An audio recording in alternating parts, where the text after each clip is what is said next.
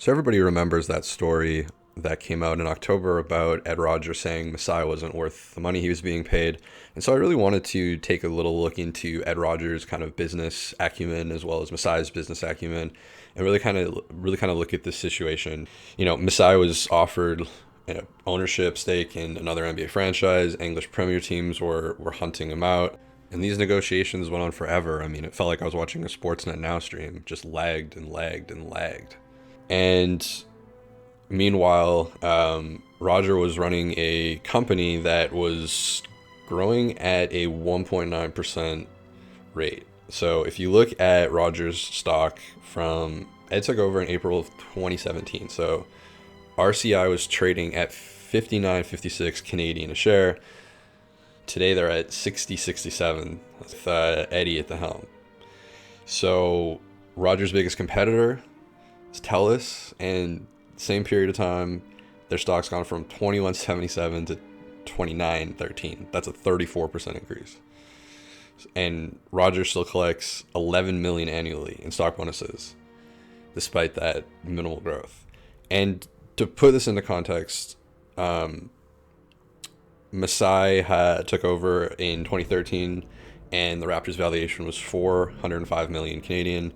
It's now up to 2.2 billion Canadian, which is a 443% increase compared to a 1.9% increase. My man is up 673 million and some change since Masai took over. So, I mean, it's gone from a sirloin to a Wagyu, and he's still complaining. And from a fan perspective, just think of the journey Masai has taken this franchise on.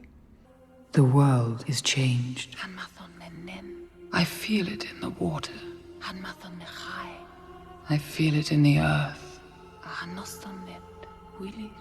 I smell it in the air. Much that once was is lost, for none now live who remember it. It began with the forging of the great rings.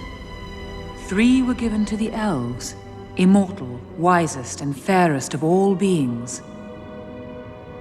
7 to the dwarf lords, great miners and craftsmen of the mountain halls. And 9 rings were gifted to the race of men who above all else desire power. For within these rings was bound the strength and will to govern each race. But they were all of them deceived, for another ring was made. In the land of Mordor, in the fires of Mount Doom, the Dark Lord Sauron forged in secret a master ring to control all others. And into this ring he poured his cruelty, his malice, and his will to dominate all life. One ring to rule them all.